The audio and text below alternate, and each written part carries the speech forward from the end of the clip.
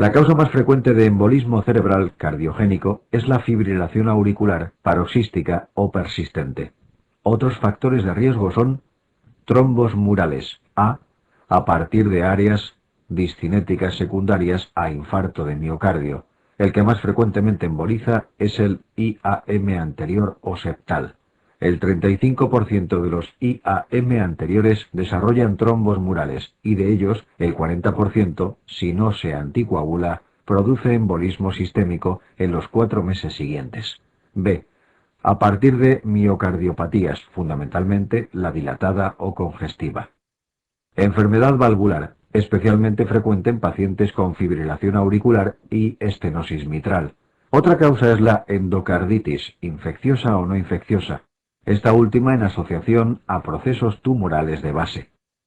El papel del prolapso de la válvula mitral en el embolismo cerebral es controvertido.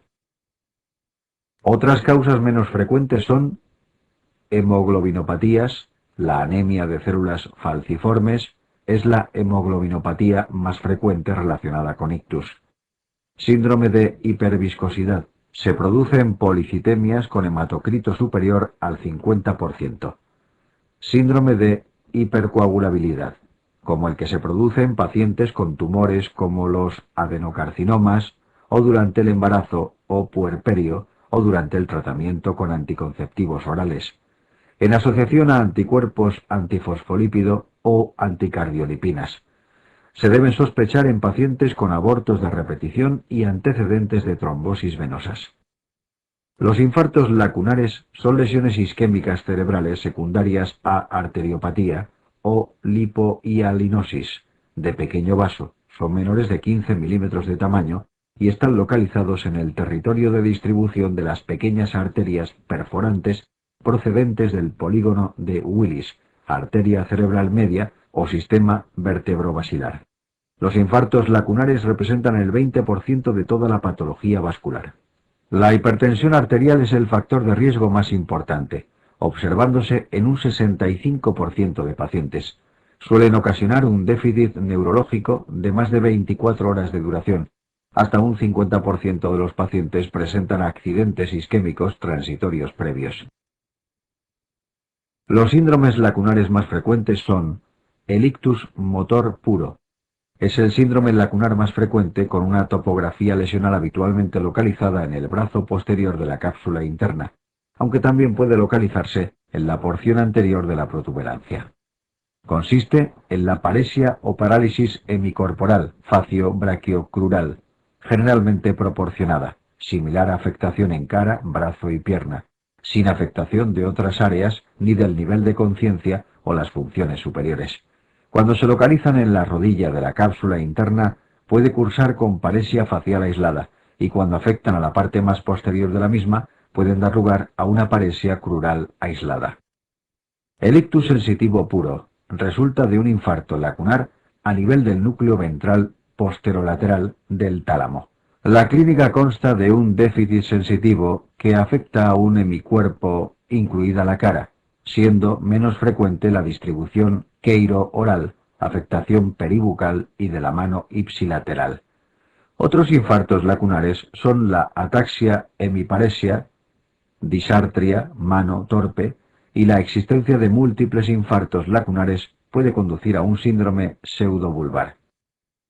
La clínica de los ictus también puede clasificarse de acuerdo al territorio vascular en síndromes bien definidos. La bifurcación y origen de la arteria carótida interna, sobre todo la pared posterior, es el lugar de mayor incidencia de aterotrombosis. Produce síntomas básicamente por embolismos arterioarteriales y menos frecuentemente por bajo flujo, pero su oclusión puede ser asintomática si se establece de forma progresiva gracias a la circulación colateral. La clínica más típica es la amaurosis fugax, por oclusión de la arteria oftálmica, que consiste en una pérdida unilateral de la visión que se instaura en 10 a 15 segundos y dura escasos minutos. Comienza como visión borrosa indolora, que evoluciona hasta la ceguera monocular completa con resolución total posterior. En el fondo de ojo pueden observarse en ocasiones émbolos de colesterol en vasos retinianos. La asociación de amaurosis fugax, dolor cervical y síndrome de Horner es típica de la disección de arteria carótida. No lo olvides. La arteria cerebral anterior se origina de la arteria carótida interna en la parte anterior del polígono de Willis. Irriga el córtex motor y sensitivo de las piernas y pies, córtex frontal motor suplementario, centros corticales de la micción en los lóbulos paracentrales, porción anteroinferior del brazo anterior de la cápsula interna. Estos últimos se irrigan a través de las arterias lenticulostriadas, donde la más importante es la arteria recurrente de Heubner, que se origina de la arteria cerebral anterior a nivel o distal a la unión de la comunicante anterior. El infarto de la arteria cerebral anterior es raro y suele deberse a embolia de origen cardíaco y no a aterotrombosis. La oclusión distal a la arteria comunicante anterior da lugar a hemiparesia y hemihipoestesia contralaterales de predominio crural, disminución de la actividad psicomotora y del lenguaje espontáneo, la aparición de reflejo de prehensión, succión y rigidez paratónica. En ocasiones puede haber apraxia de la marcha y a veces incontinencia urinaria por afectación del lóbulo frontal parasagital, en lesiones bilaterales. La arteria cerebral media es el vaso más frecuentemente afectado en los ictus isquémicos. Irriga gran parte del córtex motor y sensitivo frontoparietal, áreas frontales para los movimientos oculocefálicos conjugados, radiaciones ópticas, córtex sensorial auditivo y áreas del lenguaje.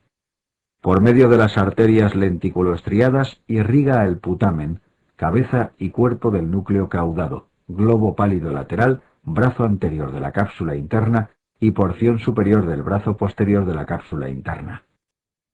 El síndrome de la cerebral media es el síndrome vascular más frecuente. Cursa con hemiparesia y hemihipoestesia contralaterales de predominio faciobraquial, hemianopsia homónima contralateral, afasia de Broca, Wernicke o global dependiendo de la localización y extensión de la afectación en lesiones del hemisferio dominante. Puede haber también asomatonoxia, anosonoxia y desorientación espacial en lesiones de hemisferio no dominante. La arteria cerebral posterior tiene su origen en la circulación vertebrobasilar a nivel distal de la arteria basilar y completa por detrás el polígono de Willis. Irriga la superficie inferior del lóbulo temporal, lóbulo occipital, núcleo rojo, sustancia negra, parte medial de los pedúnculos cerebrales, núcleos del tálamo, hipocampo e hipotálamo posterior. La afectación de la circulación distal de la arteria cerebral posterior genera un infarto occipital, el cual da lugar a hemianopsia contralateral que suele respetar la visión macular. Los reflejos pupilares están conservados. Asocia a veces alexia y acalculia.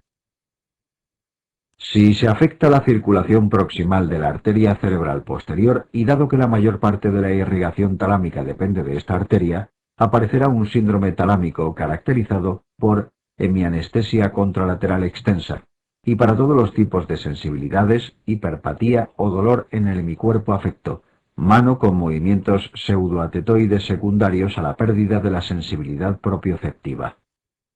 Repasa con las siguientes preguntas los conceptos más importantes.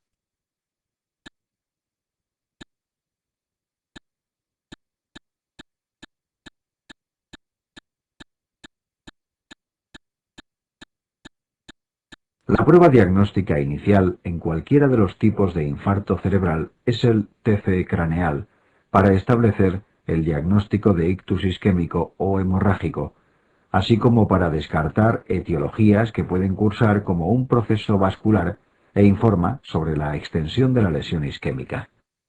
Durante las primeras 24-72 horas pueden no observarse lesiones isquémicas, aunque es posible detectar signos indirectos como asimetrías de surcos corticales por edema, desplazamiento de estructuras o aumento de densidad de la arteria cerebral media en su trayecto basal.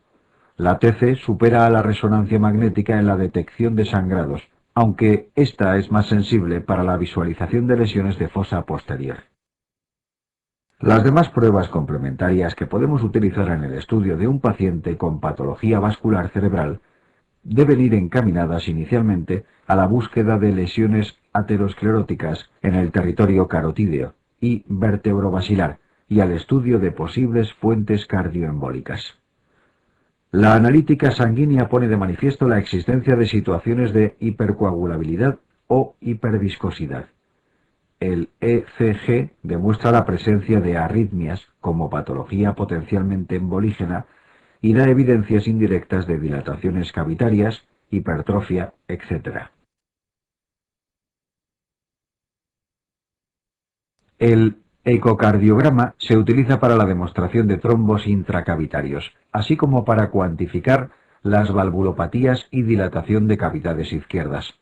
El ecocardiograma transesofágico es de elección para detectar trombos intracavitarios y está indicado en pacientes jóvenes cuando no se detecta aterotrombosis extracraneal, independientemente de la edad o en pacientes sin factores de riesgo.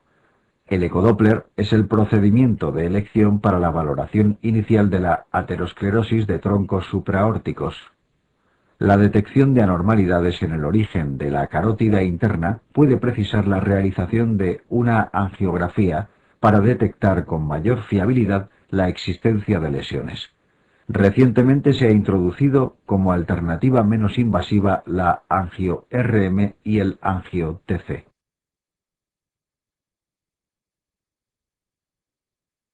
Repasa con las siguientes preguntas los conceptos más importantes. El tratamiento en fase aguda incluye medidas generales, evitar hipertemias, hiperglucemias y control de la tensión arterial. La hipertensión arterial es muy frecuente en la fase aguda del ictus y en la mayor parte de los casos no debe tratarse para evitar la hipoperfusión cerebral. Se recomienda el uso de antihipertensivos en caso de que la presión arterial sea mayor de 220 a 120 milímetros de mercurio en el infarto isquémico y de 190 a 110 en el hemorrágico. La fibrinólisis con RTPA. Está indicada la administración de RTPA en pacientes con ictus isquémico de menos de 3 horas desde la instauración de los síntomas. Paciente menor de 80 años. Puntuación en la escala NIHSS, Escala Internacional de Gravedad Clínica del Ictus, menor de 25 puntos. Ausencia de criterios de exclusión. Antiagregación en pacientes que no cumplen criterios de fibrinólisis. El uso de AAS 300 miligramos en las primeras 48 horas tras el ictus isquémico reduce el riesgo de recurrencia y la tasa de mortalidad a medio plazo. La anticoagulación a largo plazo con dicumarínicos constituye la terapéutica de elección en la prevención primaria de la patología vascular cerebral en los casos de fibrilación auricular asociada a patología valvular. La fibrilación auricular no valvular incrementa en 6 veces el riesgo de ictus. En aquellos pacientes mayores de 65 años y con factores de riesgo asociados, HTA, insuficiencia cardíaca congestiva, anormalidades de la pared ventricular izquierda en el ecocardiograma, está indicada la anticoagulación de baja intensidad, INR entre 2 y 3. En pacientes menores de 60 años y sin factores de riesgo asociado, la terapéutica antiagregante con aspirina parece más recomendable.